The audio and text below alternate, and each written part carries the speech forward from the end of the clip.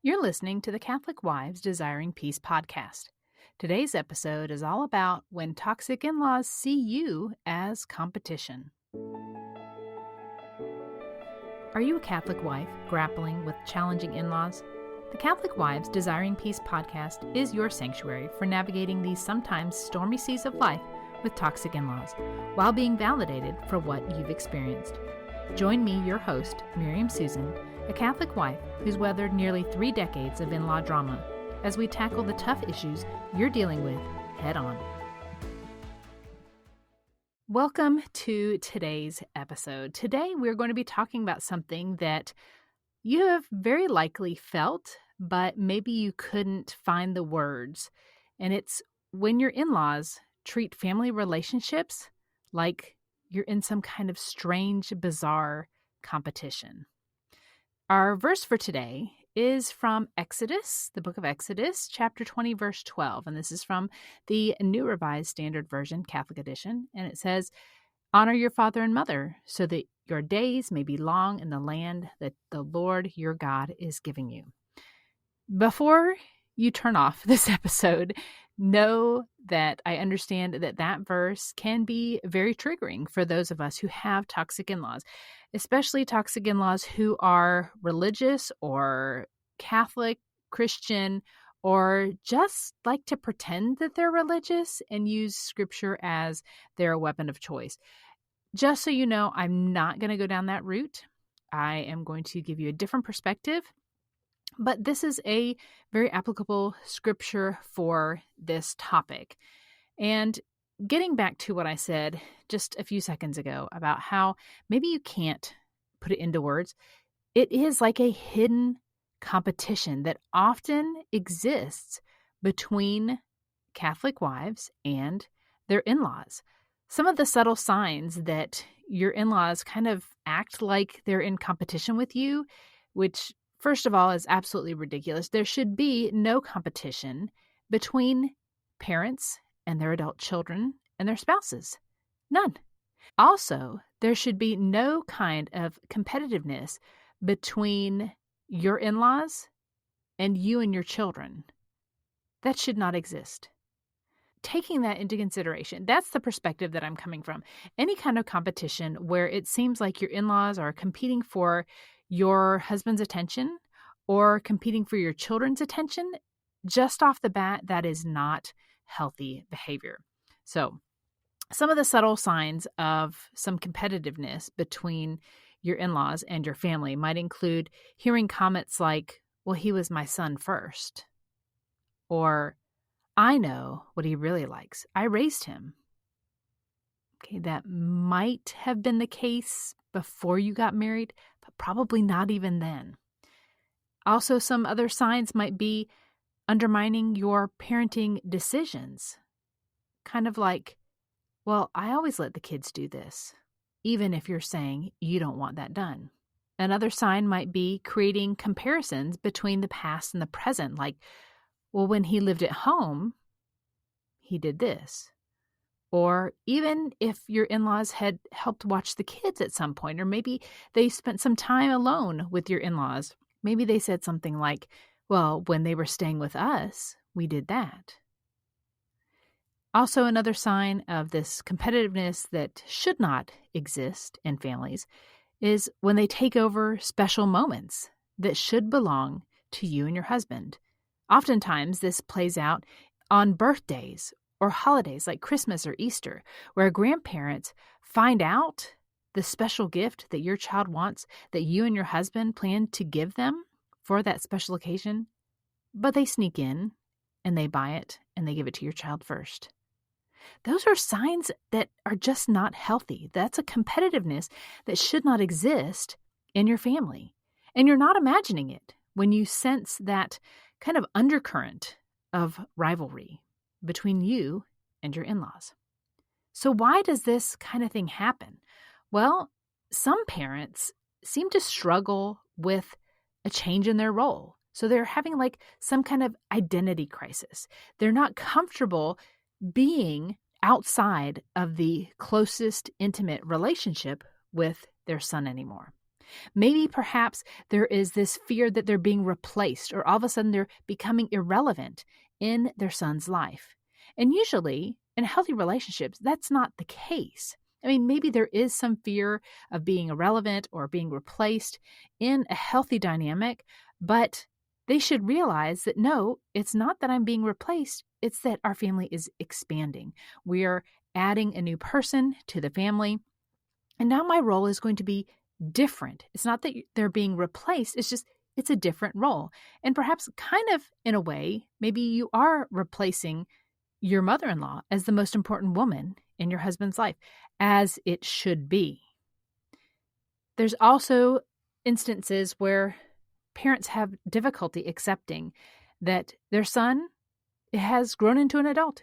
He's a man now, and now he has his own family. That's an issue, it seems like, with a lot of boomer parents. And then there's also this control issues.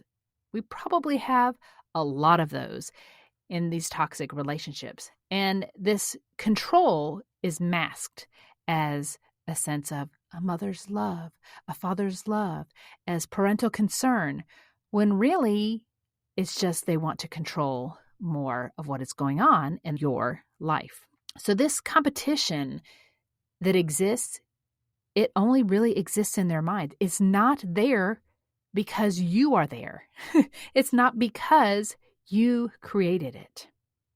So how does this competitiveness impact your family?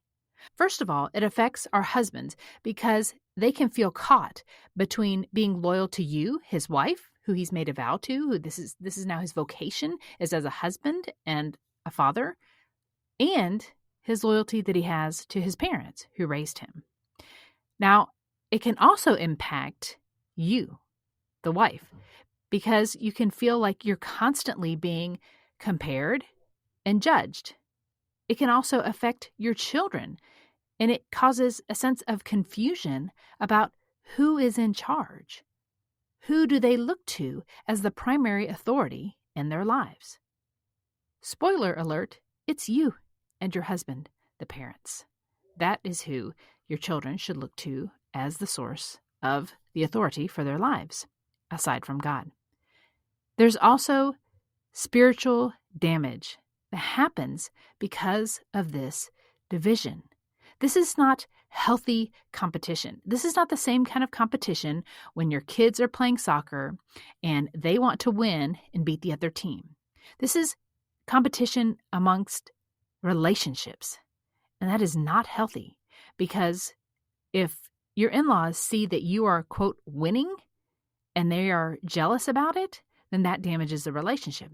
If you feel like your in-laws are winning, then your marriage and your whole family suffers because of it. When God designed marriage, He never intended for there to be this tug of war. Looking at the scripture for this episode, Exodus 20:12, honor your father and mother. I know it's very triggering because it is often misunderstood, especially when we are married. Honor versus obedience. So as children, we obeyed our parents. As adults, we are supposed to honor our parents through respecting them as fellow human beings for raising us in the church. But we don't have to obey them anymore. And we don't have to submit to them. They are no longer in this place of authority over us to where we must submit. And that's where a lot of toxic parents, a lot of toxic in-laws try to muddy the waters. So there's this natural evolution that happens. The parent-child relationship changes when we become adults and we get married and we have our own children. We have our own families. So honoring our parents doesn't mean ever that we put our parents above our spouse or our children. That is a disordered view of what a Catholic family is supposed to be. I have an episode number 6. I reference it a lot because this is a core issue with toxic parents and toxic in-laws, as they do not understand the proper order of a Catholic family, and that is God first, spouse second, children third, and every other relationship comes after that, including those with our parents. So when we set healthy boundaries with our parents, that can actually be a form of honoring our parents, of honoring that this is your role now. Your role is not to be in the innermost circle of an adult child's life. It's to be on the outside. Yes, it can be a supporting, loving relationship, but it's not at the core center of any adult child's responsibility. The commandment of honoring your father and your mother. There is a major assumption that comes along with this commandment. And that assumption is that there is a mutual respect between parents honoring their adult children and their choices, and children honoring their parents by being good citizens, by being good spouses, by being good parents, by being good parishioners, by being good workers. All of those things bring honor to our parents. So if there's no mutual respect, if the children are expected to respect the parents, but the parents are not expected to be respectful toward their adult children, then that commandment kind of falls flat. God assumes that there is that mutual respect when he gives that command. Sometimes, and this is the case with our relationship, sometimes it is the case where the most honoring thing that you can do for your in-laws, for your parents, is to lovingly refuse to participate in toxic patterns. Why? How is that honoring to them? They're not going to see it that way. Of course not. But it's honoring to them because you shut the door on the opportunity for them to be abusive towards you. You shut the door on them being able to sin against you and your family. You shut the door on them expressing jealousy and envy and bitterness towards you and your family. The scriptures are not asking us to enable unhealthy behavior in the name of honoring our father and mother. And keep in mind that this commandment was about caring for our parents, not giving them emotional control over your family. So I want to pose a few questions for you to consider in light of this topic of this competitiveness that often happens inside the relationships with toxic in-laws. So do you struggle with feeling like honoring your in-laws means giving in to everything that they want, giving in to every desire, sinful or not? Does your husband confuse honoring his parents with obeying their every wish? That's a hard one, because we as wives can't force him to change. We as wives cannot force our husbands to see things the way that we want to see them. No matter how controlling we are, or we are alleged to be, we cannot control how somebody thinks. And so if your husband is confusing honoring his parents and obeying them, there's a lot of prayer that needs to happen. There can be some gentle guidance from you. There can be some encouragement for him to speak with a counselor or a therapist or a priest that understands this concept of honoring your father and mother not being the same as an adult as it was when we were children. And then have your in-laws, like mine, used honor thy father and mother to demand inappropriate control? If you're not nodding your head, I'm kind of jealous because this is something that my in-laws have loved to tag onto. They love to use that because they know that my husband and I take our Catholic faith very seriously. And they want to exploit any means possible to try to control us, especially using spiritual abuse. Seeking healthy boundaries is not dishonoring your in-laws. Period. Because if they're healthy boundaries are good for everyone involved. It's good for you if it's your boundaries, and it's good for those who need to have those boundaries in place. You can honor your in-laws while still prioritizing your family, your marriage, your children.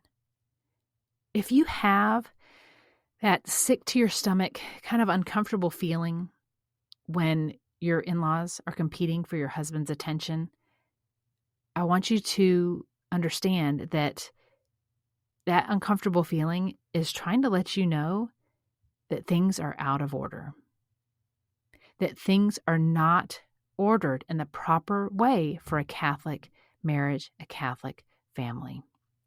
I feel like I say this to you every week, but I want you to know that you are not alone in this struggle. Our family is struggling right now with issues regarding my in-laws. And I'm bloodied, I'm bruised, I'm battered right along with you. But the encouragement I've gotten from others is amazing. And I want to extend that encouragement to you. Seeking peace while maintaining healthy family order, like the order of a Catholic family, is possible. God's commandment to honor parents was never, ever meant to be used as a weapon, period.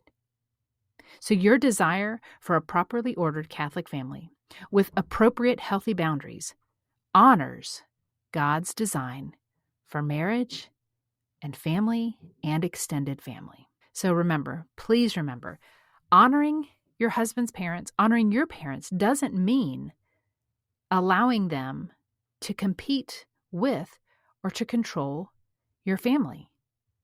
You can honor your in-laws by having a wonderful, beautiful marriage.